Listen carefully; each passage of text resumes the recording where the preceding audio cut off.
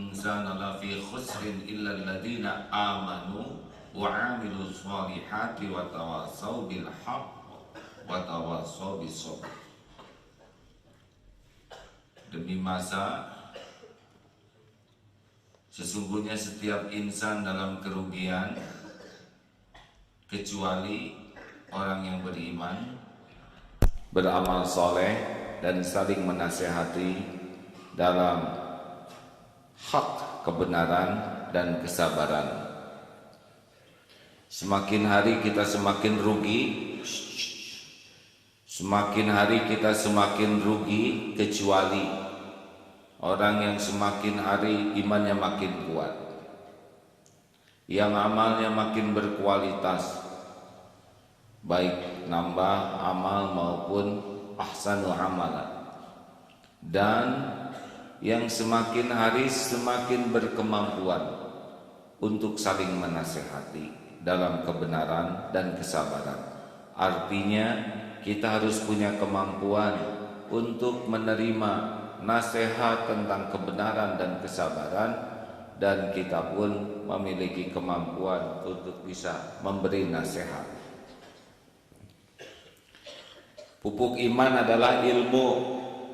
Orang yang kurang ilmu agama yakin akan kurang imannya. Tapi tidak setiap orang yang belajar ilmu agama akan bertambah imannya, tergantung niatnya. Kalau belajar ilmu agama untuk yakin ingin dekat dengan Allah, nambah iman. Tetapi belajar ilmu agama hanya untuk dianggap ustadz atau ustazah, belajar ilmu agama hanya untuk gelar, belajar ilmu agama hanya untuk bisa ceramah, dan Allah tahu setiap isi hati, maka ilmu itu tidak akan berbekas dalam kepribadiannya. Karena Allah tahu bahwa dia niat mencari ilmu agama bukan untuk mendekat kepada Allah, tapi memanfaatkan ilmu agama hanya untuk duniawi belaka. Pastikan adik-adik seluruh yang pesantren, tidak ada yang lebih penting dalam hidup ini selain jadi dekat dengan Allah. Kalau kita dekat dengan Allah, Allah akan membimbing kita mendapatkan yang terbaik dari hidup ini. Dunia ini kecil, tidak ada apa-apanya, hanya tempat mampir sebentar, tidak layak dijadikan cita-cita utama. Ini hanya menjadi tempat antara saja. Oleh karena itu, hati-hati bagi yang belajar ilmu agama salah niat, tidak akan merasakan nikmatnya iman, tidak akan berbuah akhlakul karimah, tidak akan merasakan hidup nyaman, indah dan berkah. Yang kedua, belajar ilmu akan menguatkan iman kalau jadi amal. Allah tidak melihat jumlah ilmu yang dimiliki, tapi bagaimana kualitas amal dan kebersihan hati. Karena ilmu itu diciptakan untuk memandu amal, bukan untuk gaya-gayaan. Tahu ilmu sholat, tidak pernah sholat, itu malah jadi petaka bagi dirinya. Beda dengan yang tidak tahu ilmu sholat dan tidak sholat. Yang lebih fatal lagi, tahu ilmu sholat, ngajarin sholat, tapi dia tidak sholat. Nauzubillahi min dzalik.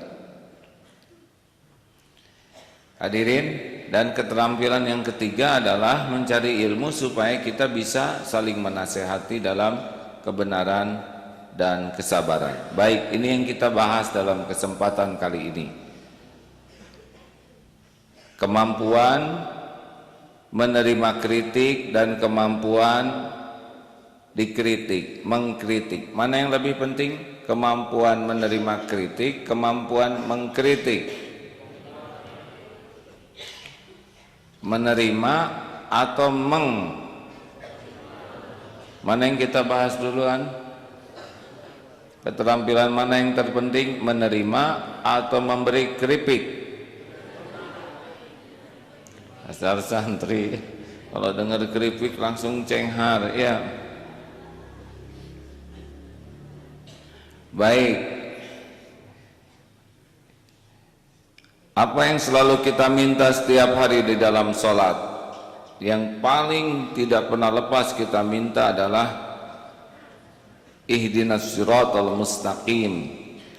Ya Allah, tunjukkan jalan yang lurus, siratal ladzina an'amta alaihim, jalan orang-orang yang Kau beri nikmat, ghairil maghdubi alaihim, bukan jalan orang yang Kau murkai, waladhdallin, dan bukan jalan orang yang sesat.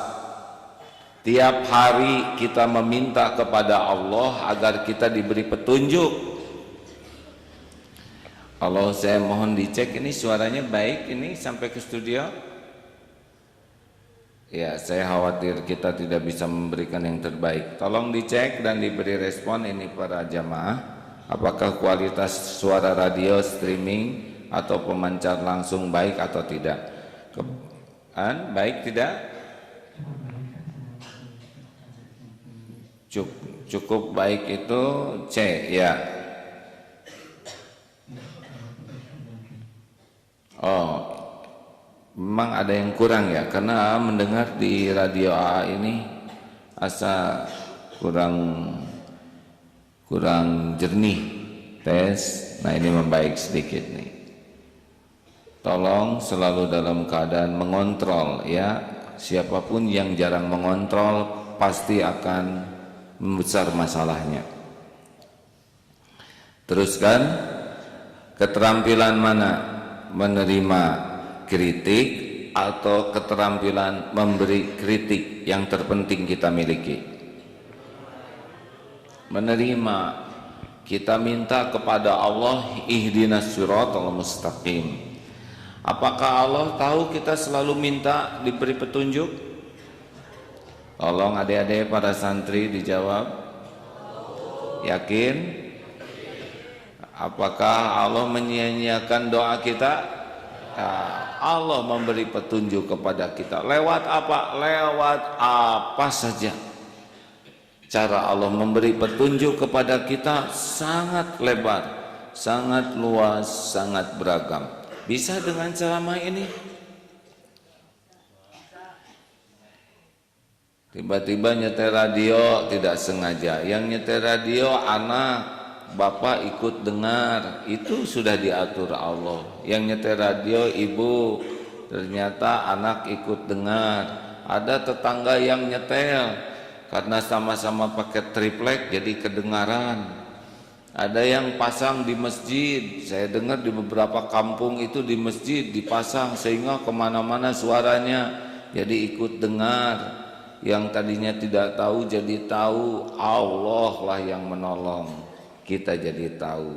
Ada kalanya lewat belajar seperti guru di pesantren itu, ada lewat orang tua, ada kalanya lewat anak. Bapak, oh bapak keteknya bau. Tidak boleh lalu kita colek dan kita wawalkan ke anak. Ya Allah, kalau bapak keteknya bau, saya nggak mau dipangku bapak, pusing, rambut saya jadi keriting. Misal si bapak mikir colek aja oleh bapak, long ternyata benar kumis bapak jadi keriting. Ini Allah memberi petunjuk kepada saya, anak tidak mau dekat dengan saya karena saya bau. Mata ke anak, telinga ke anak, tapi karena benar hati ke Allah. Ini Allah yang memberi petunjuk. Bisa lewat anak, bisa lewat orang-orang yang tidak kita sukai.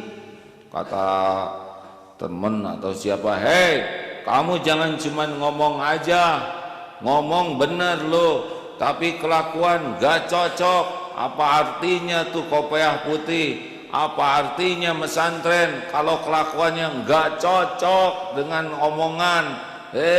Masih mendingan gue awam, tapi ya lumayan lah, nggak suka ngomongin orang kayak kamu gitu. Coba, ada dua kan yang diomongkannya, satu ngoreksi di kita, yang satu dia ngebela dirinya sendiri. Mana yang penting bagi kita, omongan dia tentang ngebela dirinya atau koreksi tentang kita? Tanyain tuh sama tetangga-tetangga, ngomong aja. Ngomong si bener, dalil si sahih, kelakuan maudhu, palsu. Wah, kalau nafsu pasti kita tersinggung oleh omongannya. Tapi rata-rata omongan gitu. Ini petunjuk Allah. Atau bisa jadi lewat kucing, ya. Bagaimana kucing? Ya itu yang cerita dulu itu. Tiba-tiba pipis aja di sarung adek tuh. Kenapa ini santri segini banyak saya dikencingin? Tiba-tiba datang kucing yang satu lagi. Siap, tengok kiri kanan, naik lagi ke sarung, wer lagi. Ya Allah, ini kucing dua pipis di saya semuanya. Kata kucing, fish pot, toilet.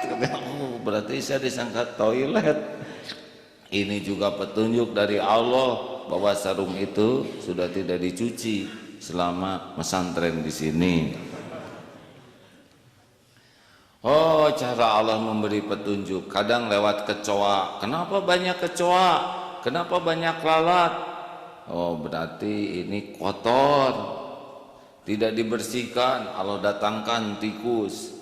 Masih tidak dibersihkan juga, Allah datangkan babi hutan ke kamar. Kan repot hadirin. Ini kamar santri banyak babi hutannya.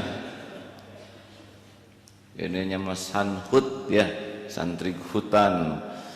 Terus kan para pendengar, mohon maaf kok beda-beda ya ceramah. Ya tergantung wajah-wajah yang di depan ini ya. Kalau wajah-wajahnya lucu jadi pengen nggak lucu. Kalau wajahnya banyak dosa pengen membahas tobat ya. Terus kan? Nah, nggak usah pusingkan.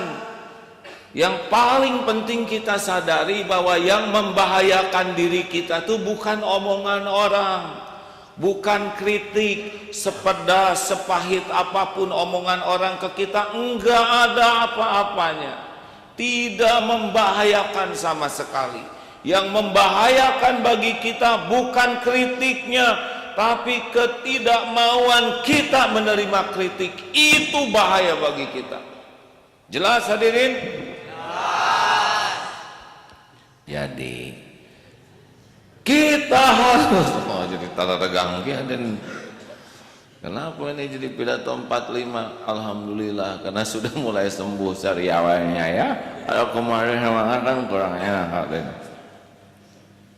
Jadi lupa lagi sampai di mana hadirin? Jadi yang wajib kita miliki bagi orang yang mau maju adalah keterampilan untuk menerima masukan dalam bentuk apapun, mau enak, mau enggak enak, mau lembut, mau keras, mau kata-katanya kasar, tajam, enggak ada masalah. Orang tidak ada yang luka badannya karena kata-kata. Benar?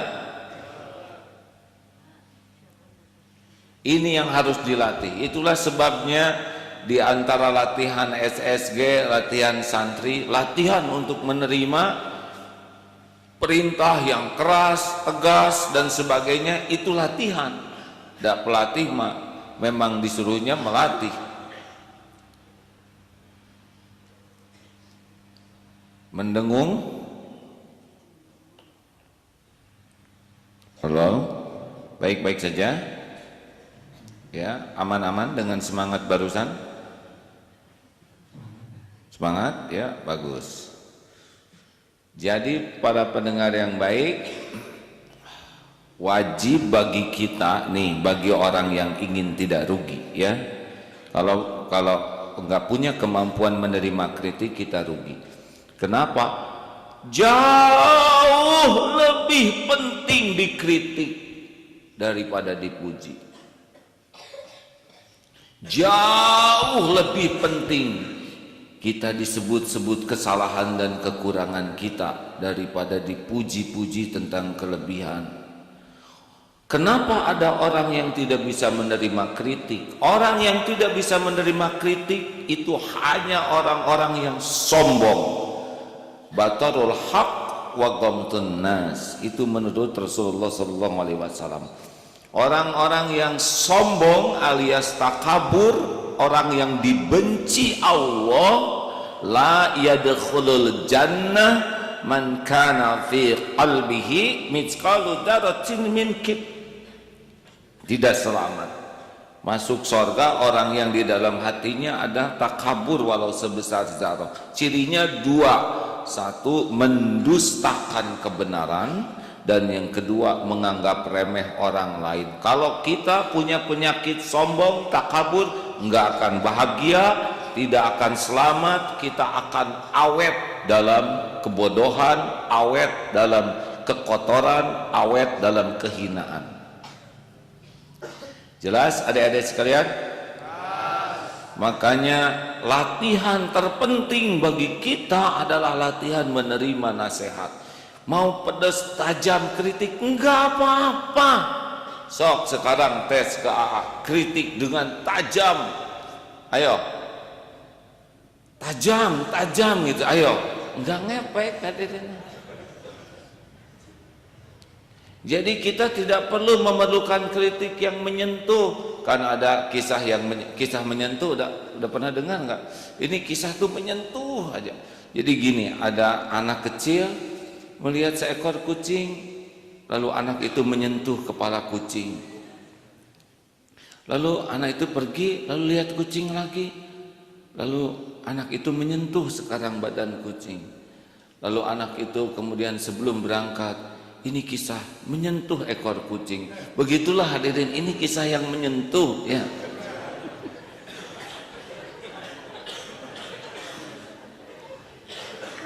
Terus saya harus bagaimana, apa yang salah? Ini kan kisah menyentuh ya, menyentuh kepala, menyentuh badan, menyentuh ekor. Akhirnya anak itu pergilah sambil menyentuh pintu. Begitulah, ini kisah menyentuh ya. Enggak nyambung ah. Terus kan sampai di mana tadi itu yang aslinya? Jadi kita nggak usah maksa. Jadi latihan kita harus kita miliki, latihan. Ngomong orang ngomong jelek, ngomong nggak enak ke kita itu penting. Lalu kenapa kita nggak bisa? Karena ujub, sudah merasa diri mulia, merasa suci, merasa soleh, merasa benar, udah ujub. Pasangan penyakit ujub adalah takabur, sombong. Jadi kalau orang sombong, kalau ada yang mengkritik langsung wajahnya beda, terus sibuk ngebela diri. Ini standar ya, karena tidak merasa bersalah dan sibuk nyerang. Udah standar sekali.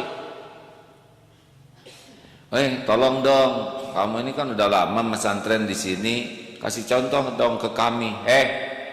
Jangan ngurusin saya, kamu. Walaupun saya lama di sini kan yang paling penting kedudukan di sisi Allah Subhanahu wa taala. Saya nggak pernah pamer amal soleh, Allah tahu isi hati saya. Ini apa? Pikir, kamu juga belum benar, jangan nasihatin saya, nasihatin diri sendiri. Ini udah khas sekali polanya.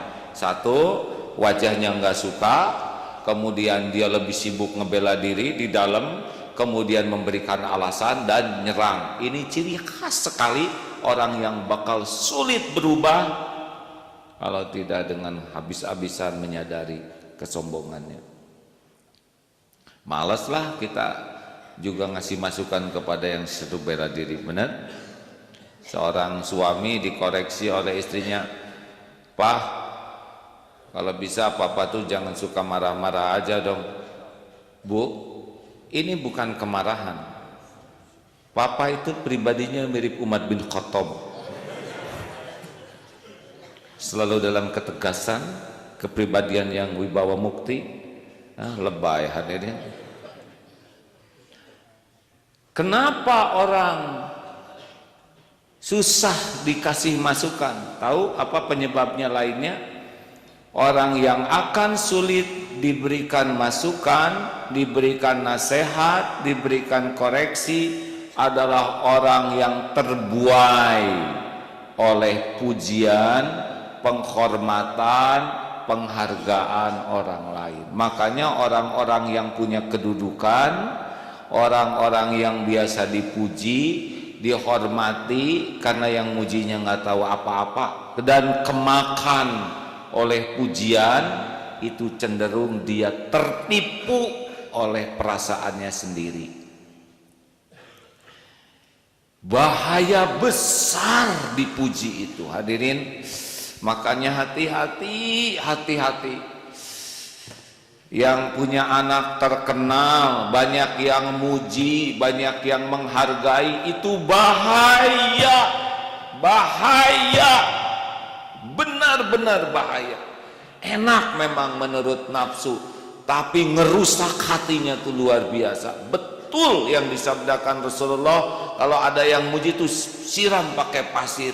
Ini kiasannya, tidak mungkin kemana-mana kita bawa karung, kemudian misalkan, aduh kamu keren, aduh kamu keren, Ini adalah kiasan betapa pujian itu bisa menyembelih kita. Adik-adik, saya mohon maaf, pernah diuji oleh Allah dengan dipuji-puji oleh orang-orang yang enggak tahu siapa diri kita yang sebenarnya. Aduh, kemakan. Bukan hanya saya yang kemakan, keluarga, anak-anak, teman-teman dekat, santri. Jadi seakan-akan kita tuh langsung mulia. Udah gitu Allah memberikan karunia yang tidak ada bandingannya. Dihina rame-rame, dicaci, dimaki di media, di TV, di internet, di tabloid, di koran-koran. Dan ternyata itu jauh lebih membuka hati dibanding dipuji-puji. Beneran ini, Allah Maha mendengar perkataan ini. Saya enggak tahu tuh nasib saya seperti apa kalau tidak dapat episode dicaci maki, dihina, dijauhi, dipermalukan, difitnah. Tahun 2006 akhir itulah sebetulnya titik balik terpenting. Sesudah bertahun-tahun, wah, dipuja-puji dan sebagainya lah. Betul-betul itu membinasakan iman. Saya bisa lihat efek pada diri sendiri, rusak iman itu. Anak-anak juga susah, keluarga juga jadi susah. Santri di sini juga jadi susah iman. Tapi sesudah badai dihina, dicaci, dipermalukan, dilecehkan, dicemooh, betul-betul barokah. Saya bersyukur, benar-benar bersyukur dapat episode dihina rame-rame. Kalau cuma 1, 2, 3 yang menghina, mungkin saya akan balas tuh yang menghina itu. Tapi karena dihinanya dirempuk di tiap TV, waduh, jadi efektif untuk menyadarkan diri. Coba kalau yang muji 1000, yang menghina 1, kira-kira kita kemakan oleh yang mana? Yang muji, ya kan? Tuh orang-orang aja muji saya, cuma kamu yang menghina saya, iri ya. Begitu. Tapi kalau 1001 yang menghina, yang bagian mujinya mana? Ikutan menghina ya. Itu bagus. Kalau yang menghinanya rame-rame, yang mujinya begini. Alhamdulillah sekarang dihina rame-rame, berkah. Kata guru saya kan dulu begitu. Allah mah sayang sama Allah kan tahu orang-orang yang muji itu pada enggak tahu siapa yang sebenarnya. Barokah daripada dibiarkan terlena, dipuji sehingga hati mengeras. Dulu begitu. Jadi yang senang malah orang-orang yang berilmu tinggi waktu itu. Hadirin, adik-adik maaf ya, mungkin adik udah lahir belum tahun 67? Belum ya? Baru dalam rencana. Oh iya, nggak apa-apa deh, nggak apa-apa. Jadi beliau belum paham situasi ya. Yang rada paham ibu-ibu ya kan. Nah begitulah 8 tahun yang lalu, dia 8 tahun yang lalu caci maki itu ternyata jauh lebih menyelamatkan. Makanya sekarang kalau lihat ada anak itu dipuji-puji, aduh tegang. Atau kemarin siapa? Pele dapat penghargaan di TV ya tahun lalu yang SMP itu. Sejujurnya saya emang nggak bangga lah ada santri Darut Tauhid menjadi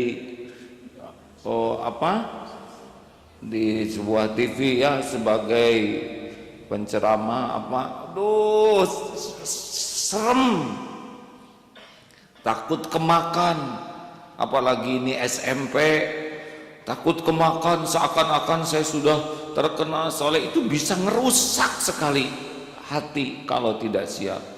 Ini santri ini juara olimpiade itu, aduh tegang. Makanya kalau ada kejuaraan yang diikutin santri, saya suka nanya, kayak tunggu dulu ini akhlaknya gimana. Ini santri ini dapat medali emas, bela diri, aduh serem ya. Bukan medali emasnya yang serem, tapi lihat akhlaknya gimana. Sebab kalau akhlaknya enggak bagus, dia dapat medali emas, bahaya itu kawan-kawannya yang bisa jadi raja di kelas, ya kan? Juara debat misalkan, tapi hatinya enggak baik, aduh bahaya, betul? Buat saya sih enggak penting-penting amat tuh. Jadi juara ini, juara itu, bukan tidak boleh ya, tapi kalau semua itu mengotori hati buat apa? Mendingan jadi juara bersih hati yang nanti oleh Allah dititipi kemampuan juara ini, juara itu, tapi kalau hati bersih mau udah nggak ngepek sama sekali. Makanya adik-adik siap ya. Kalau di sini ada informasi santri teladan, bagaimana? Inna lillahi wa inna ilaihi raji'un.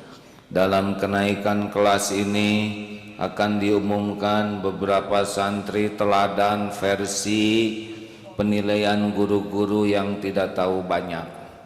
Allah yang tahu sebenarnya. Siapa yang akan disebut nama ini adalah orang yang diuji oleh Allah. Harus banyak tobat karena Allah tahu kejelekannya, dan banyak bersyukur karena Allah yang menutupi aib dan kekurangan. Kepada santri fulan, saudara diuji katanya menjadi santri teladan. Semoga terpelihara dari ujub takabur. Allah lah yang maha tahu yang sebenarnya. Boro-boro tepuk tangan, menjerit, ajeret-ajeretan, kalau astagfirullah, jalannya juga gontai. Lalu dikalungkanlah kain kafan sebagai peringatan dan diberikan hadiah berupa batu nisan atas namanya, hanya tidak dikasih tanggal ya suka ngeri gitu pujian, karena itulah yang membuat kita kehilangan kejujuran pada diri sendiri. Kalau kehilangan kejujuran pada diri sendiri, kita nggak akan bisa menerima kritik, saran. Terima kasih ya kepada siapapun yang waktu itu pernah titik-titik sama saya ya. Karena itu sangat menolong saya untuk bisa jalan dari Allah. Lambat laun menyadari kesalahan kekurangan diri. Saya hakul yakin orang yang kebanyakan dipuji, kalau tidak menjaga diri akan termakan oleh pujian dan cenderung benci kepada orang-orang yang mengoreksi. Dan dia akan awet dalam kebodohan, awet dalam kekotoran, awet dalam kehinaan, terjebak oleh penjara pujian yang pasti tidak cocok dengan keadaan dirinya yang sebenarnya. Jauh lebih bagus dikritik rame-rame daripada dipuji rame-rame yang memakan iman kita. Nauzubillahi min dzalik.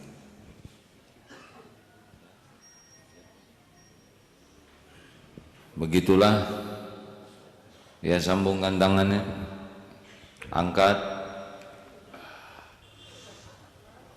ya turunkan. Terima kasih ya. Para pendengar, pengumuman besok AA ceramah di Masjid Istiqlal. Hari Senin pemberangkatan haji MK Travel Plus.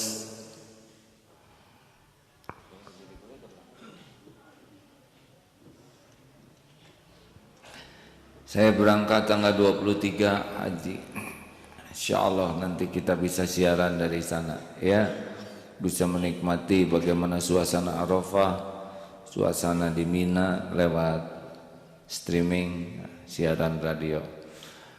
Siapa yang ingin berniat haji, Cung? Alhamdulillah, ya Allah kabulkan ya Allah. Ya. Allah tahu nggak yang ngacung barusan? Tahu. Jangan ngomong masalah ongkos ya haji itu, karena niat itu tidak perlu bayar. Nanti bayar tuh kalau sudah waktunya daftar. Tapi dari mana ya saya ini? Tenang, kalau Allah sudah ngundang, Allah nanti ciptakan jalannya. Tidak harus selalu pakai uang sendiri. Allah juga udah tahu adik-adik ini kelihatannya pas-pasan ya, pas perlu kurang aja. Tapi kalau Allah mau nanti dari mana saja. Niat. Terima kasih para pendengar, sampai jumpa besok di Istiqlal ya, silakan ajak yang lain-lain. Dan terima kasih juga ini yang datang ke Eko Pesantren. Alhamdulillah. Informasi di Batam, Bapak yang mewakafkan tanah itu sudah serius. Kita ada 16 hektar tanah di Batam yang diwakafkan ke pinggir pantai, jadi 200 meter pantai di sana ya. Kalau ada ngebayangin pantai apa? Hiu, atau jadi nggak bahagia ya.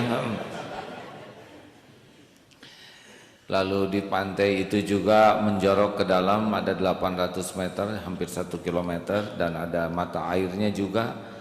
Ini sebuah impian dulu punya pesantren di pinggir pantai. Nanti santri dari sini bisa ke sana, kan bisa pakai pesawat. Pesawat tuh sekitar 600.000 ke Batam tuh kalau dapat yang murahnya ya. Ada yang lebih murah 50.000, yaitu pakai perahu ya, rada lama adidin. Terima kasih. Ada pertanyaan lewat radio, silakan. Waalaikumsalam warahmatullahi wabarakatuh, silakan.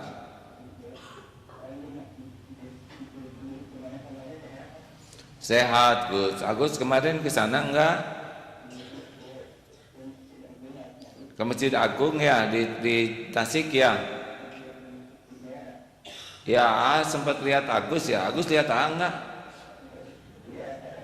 Iya, saya kan di panggung ya, jadi pasti kelihatan.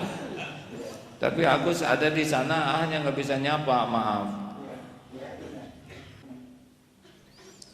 Tenang Gus, tenang. Gimana Gus? Dari sana sudah pindah ke ke Perum. Oh, alhamdulillah ya, semua ada takdir-takdirnya ya. Baik, terima kasih ya Gus. Salam buat Ibu dan Kang Dadang ya.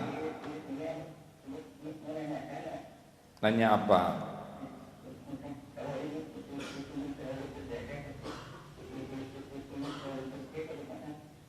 Ingin selalu bersih, bagaimana? Dibersihkan ya Gus. Yang ingin bersih apa? Hati. Bukan, nggak boleh kadang-kadang. Kalau bersih hati itu wajib, harus jadi program. Jadi banyak istighfar, itu ya 5 itu. Tekad kuat, perbanyak tobat, jauhi maksiat, tingkatkan taat, tebarkan manfaat. Jelas Gus? Iya, baik. Makasih ya Gus. Assalamualaikum Gus. Baik. Ini ada informasi dari Kanada. Waduh, ikut ngacung mau pergi haji bersama AA. Ini dari kamera kelihatan deh. Thank you ya, thank you. Itu bahasa Inggris tadi, thank you tuh ya. Baik, selanjutnya. Iya Bu. Terima kasih Bu. Dari mana ya? Wonosobo. Alhamdulillah. Kula ngaturaken matur suwun sanget yo. Mbah. Bu, ya silakan. Ibu, apa kabar? Saya Mas Agim Bu.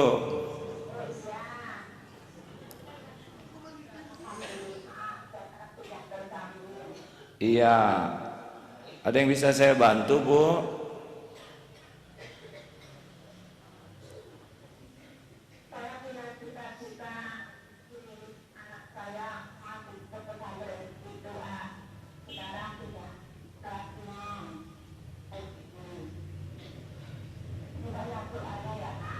Iya Bu. Oh. Sopo itu yo? Ada bahasa Jawa. Terima kasih Bu. Mudah-mudahan Allah mengabulkan ya.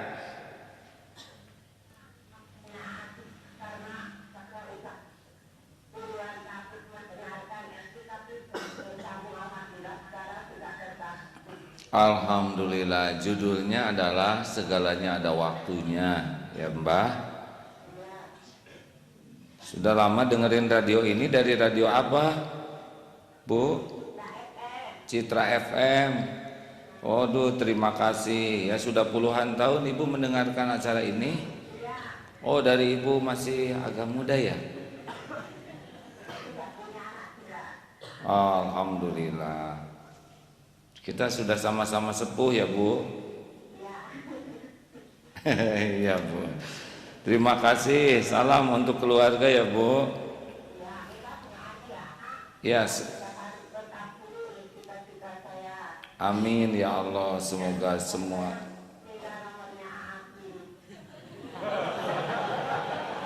Nomor apa Bu?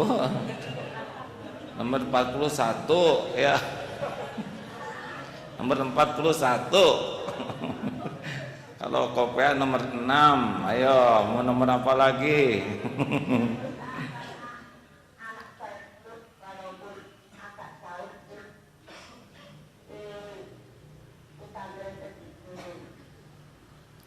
Iya Bu, nanti teman-teman di radio ngasih tahu insya Allah ya nomor saya ya Bu. Iya Bu. Amin, amin, amin. Terima kasih. Amin. Terima kasih ya Bu. Waalaikumsalam warahmatullahi wabarakatuh. Terima kasih, senang banyak saudara di seluruh dunia, ya kan? Apalagi dalam hidup ini kan, tinggal hidup, cari ilmu, berusaha diamalkan dan disampaikan sebisanya sesudah diamalkan. Gitu. Pokoknya manfaat.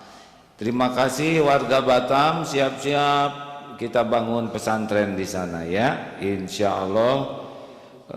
Ini di Batam juga ada radio yang merilai. Mudah-mudahan saudara-saudara kita Melayu, Muslim, Singapura, Malaysia, Johor nanti bisa ada pangkalan di sana.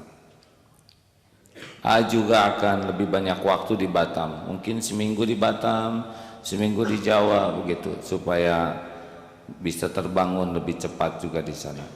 Silakan, ada pertanyaan lain?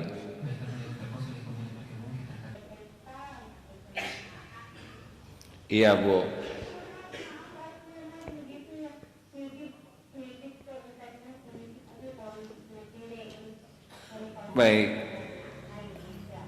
Baik Bu, tapi ini penting bagi saya. Saya memang nanti anak yang laki-laki ini pindah ke sana semua Bu.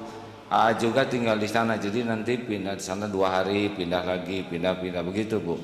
Tapi seminggu sekali tetap ke Eko Pesantren ya. Hanya pagi merilai, pakai TV, pakai radio, harusnya begitu. Tapi memang yang paling ini juga kepikiran nih. Kalau pagi gini tuh yang di sana belum ikut, insya Allah perbaiki ya Bu, supaya lebih banyak waktu ke sana ya.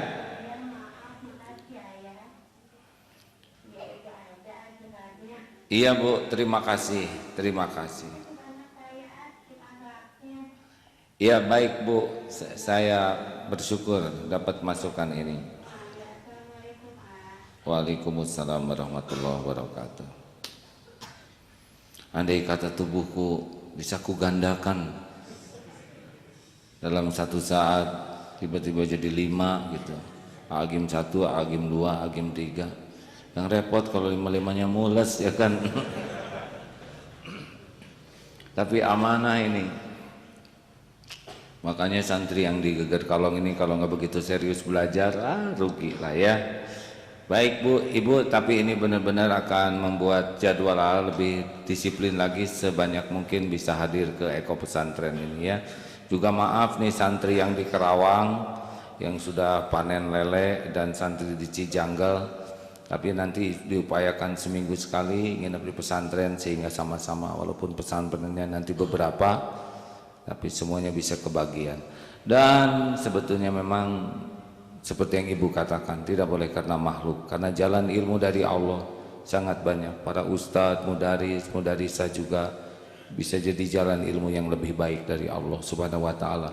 Seperti mudarisah yang wafat kemarin, itu kan akhlaknya sangat baik, perjuangannya sangat gigih, pengorbanannya sangat besar.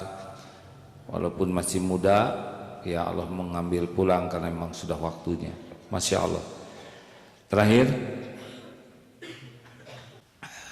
berbahagialah bagi yang senang menerima masukan, kritik, keripik, mau sepedas apapun enak. Tidak usah sibuk menjawab, tidak usah sibuk bela diri, sibuk tafakuri, dan anggap ini rezeki dari Allah. Allah yang menggerakkan orang yang mengkritik kita. Tidak ada pentingnya bagi kita membela diri. Penting bagi kita adalah PDLT, perbaiki diri dan lakukan yang terbaik. Tidak penting kita dihargai orang lain, yang penting kita adalah tahu kekurangan kita dan bisa memperbaiki diri. Sibuk membela diri adalah kesibukan kita cari kedudukan di hati makhluk. Sibuk memperbaiki diri adalah kesibukan kita mencari kedudukan di sisi Allah. Tidak ada apa-apanya kedudukan di sisi makhluk. Kalau kita yang ngaco, tidak ada apa-apanya. Kita di akhirat akan masing-masing. Kita akan nanggung. Orang-orang yang muji kita, yang menghormati kita, nggak ada apa-apanya, mereka juga nanggung. Kita akan tanggung diri kita sendiri. Latih untuk sibuk menerima kritik, masukan, saran daripada dipuji. Kalau dipuji, tobat. Bagi orang tua yang anaknya sering dipuji, latih, karena belum tentu pujian-pujian itu akan menguatkan iman, bahkan bisa jadi melemahkan iman seseorang. Orang-orang yang kemakan oleh pujian, penghargaan, salah satu penyakitnya adalah ujub, lupa diri, merasa diri mulia, hebat, lalu sombong. Kalau sudah sombong pasti ria, senang pamer. Kalau sudah ria, enggak asli hidupnya, hanya tukang topeng, munafik. Lalu dia akan menjadi pendengki sejati, karena dia tidak akan suka kepada orang-orang yang menjadi pesaingnya. Penyakit komplit. Tua sih gampang, tapi menjadi orang yang bijak itu tidak gampang. Dan salah satu penyebab rusaknya adalah tidak siap menghadapi pujian, penghargaan, penghormatan. Kita tidak bisa memaksa orang tidak muji. Kalau orang mau muji ya biar, tapi jangan sampai ketipu, kemakan oleh pujian, apalagi sampai mabok pujian. Orang mabok pujian hidupnya tidak normal. Dan orang yang mabok pujian pasti akan nyari terus orang-orang yang muji dan akan menjauhi orang-orang yang tidak muji. Nauzubillahi min dzalik. Orang yang gemar dipuji cenderung hidupnya menjadi munafik. Munafik adalah orang yang dibenci oleh Allah dan juga dibenci oleh manusia. Ini akibat tidak siap menghadapi ujian, pujian, penghormatan, penghargaan. Mudah-mudahan kita selalu waspada terhadap ujian yang disukai nafsu, tapi membahayakan, sangat membahayakan iman. Allah lah pelindung kita, Subhanakallahumma wa bihamdika asyhadu alla ilaha illa anta astaghfiruka wa atubu ilaik. Assalamualaikum warahmatullahi wabarakatuh.